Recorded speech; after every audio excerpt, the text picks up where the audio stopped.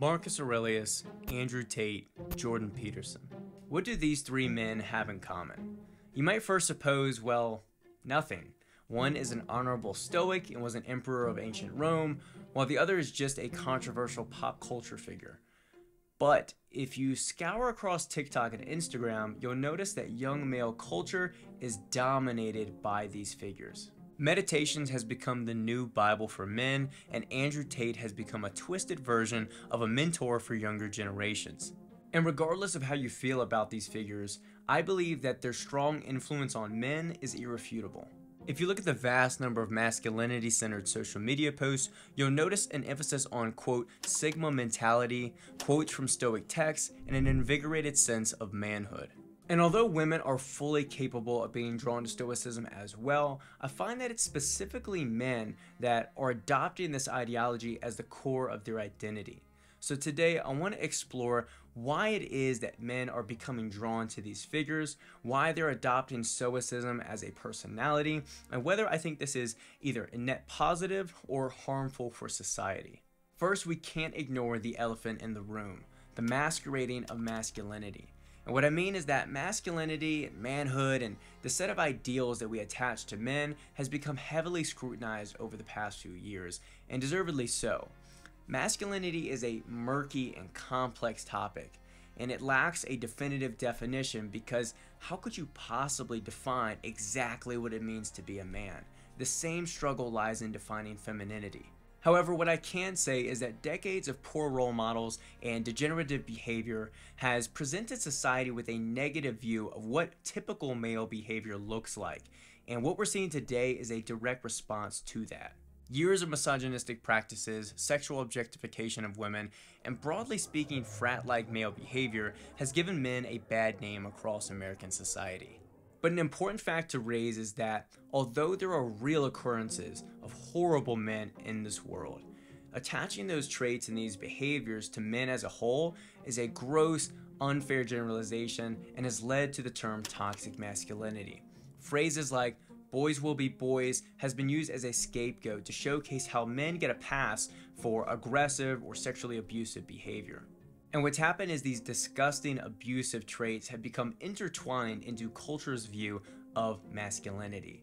And instead of recognizing these as inaccurate stereotypes, we're just seeing attack after attack against masculinity. And what happens when a group feels demonized or attacked? Well, they're not only going to defend themselves, but they're going to launch their own resistance, which is what I feel is occurring today. And here's how this ties into Stoicism. Stoicism not only defends traditional male values of discipline, emotional control, leadership, and strength, but it actually champions those values. Marcus Aurelius said, "Waste no more time arguing about what a good man should be one." Now, of course, this line should be interpreted as a good person, whether you're male or female, and Marcus doesn't even specify what this good man is. However, it does set the ideal of being a good man as a virtue and something that a man should aspire to be or become. And in this way, I believe that Stoicism over the past decade has kind of rewritten the rules and expectations of manhood and become the backbone of masculinity. Without doing a deep dive into the principles and lessons of Stoic philosophy, some of the key virtues within Stoicism are self-control. This includes controlling our thoughts and our emotions and how we react to certain things that happen to us. Moderation, which is, resisting excess pleasure or greed. Acceptance of nature, which is as simple as it sounds, accepting the things that we can't control in life. And also elimination of fear and anger, just to name a few. These virtues act as commandments for young men who are in desperate need of a role model. They showcase who a man should be, how he should act, and what he should pursue in life. And they also act as a regulator for biological or inherent traits that occur in most men. For example, testosterone is a primary driver for aggression and emotionally reactive behavior. Epictetus said, "You must completely control your desire and shift your avoidance to what lies within your reasoned choice. You must no longer feel anger, resentment, envy, or regret." It's important to note here that traits that are traditionally associated with masculinity or femininity are not mutually exclusive, meaning that women are fully capable of being courageous and strong, just as much as men are capable of being empathetic and kind. But we cannot ignore the cultural and biologically driven traits that occur in most men. And because of this, large cohorts of men are looking at Stoicism and noticing there's a lot of overlap between masculinity and Stoic values. And so they're looking at Stoicism not only as a justification for these values, but they're really centering their identity around them. So in summary, we get this view of masculinity that has become distorted and scrutinized over the past few decades. In reaction to this, men are kind of pushing back and trying to reassess and reevaluate what masculinity is. Stoicism has kind of rewritten what that looks like, and this eventually leads me talking to these popular figures such as a Marcus Aurelius, or more modern figures such as Jordan Peterson or Andrew Tate. The second reason why so many men are gravitating towards Stoicism and this quote-unquote Sigma mentality is a lack of role models. And I will say off the bat, this may not be entirely accurate for everybody, but for the most part, the past 2 to 3 decades have really lacked a universal, beloved, masculine role model. I mean, if you look at the 70s and 80s, what teenage boy did not have a poster of Arnold or Sylvester Stallone on their bedroom wall?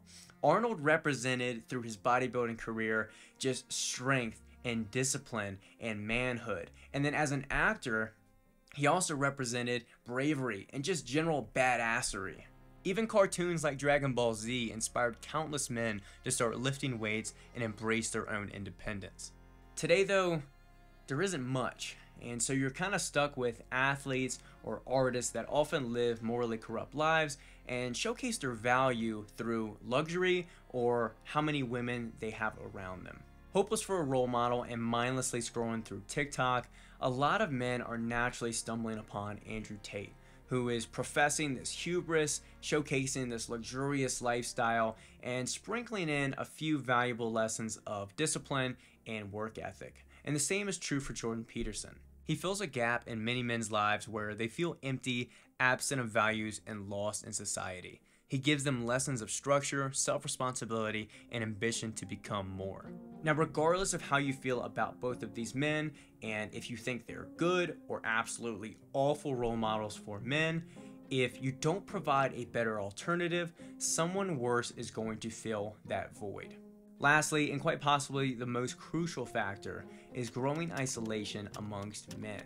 And I want to kick off with a graph that really shocked me. So if you look here, it's a Gallup poll that showcases from 1990 to 2021, the percentage of men who claim to have no close friends has tripled from 3% to 15%, along with an overall stark decline in male friendships. Now, this graph likely corresponds to rising suicide rates and poor mental health amongst men. And the solution to social dynamics is going to be a difficult and complex one that I can't answer. But the question I do present you with is, where should men turn to when they feel isolated and lonely and sad? Most men have found comfort by turning towards Stoicism and masculine-centered ideologues who advocate for emotional control and resilience. This is why the terms Sigma male and Sigma mentality has gained so much attraction over the past few years. According to Urban Dictionary, a Sigma male is a more internally focused sibling to the alpha male. While the alpha male quantifies himself on his high position in the social hierarchy, a Sigma male prefers to forego the social hierarchy and need for external validation altogether and pursue internal strength instead. In simple, a Sigma male is not egotistic, but is focused on himself. They're not antisocial, but they're socially disinterested. And unlike an alpha male who's looking for power or popularity, a Sigma male is looking for personal control and self-improvement. Now, a fair contrary argument would be, hey, all this personal growth and comfort and solitude is great and all, but what about long-term mental health for men? We all need friends and social structures of some sort, right?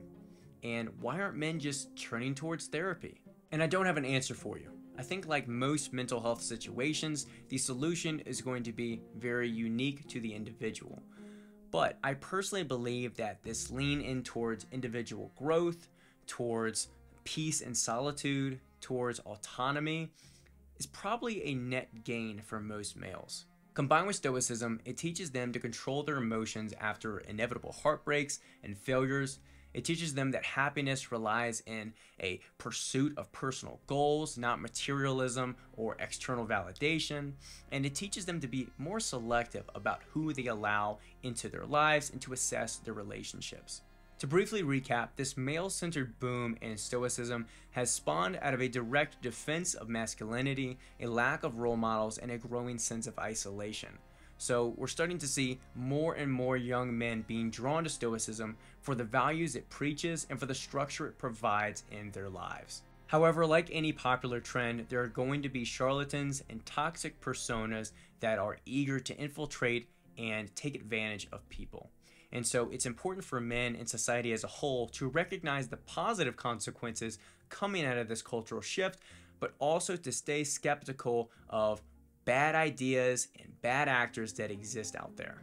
All in all, I found this cultural shift in men to be very fascinating, and I've really wanted to make this video for a while because I've noticed a lot of growing personas and ideologies happening across social media and even in relationships within my orbit. So I thought, why not make a video, do a deeper dive? And really, I'd love to hear your thoughts down below on Stoicism, male culture, the manosphere, whatever the hell is going on in this world. Let me know in the comments down below what you think about all of it, where you draw the connection between men, masculinity, and Stoicism, or if you don't see any connection at all. Be happy to hear you down below in the comments. Like the video if you enjoyed it, subscribe for more content like this, and I'll catch you guys in the next one.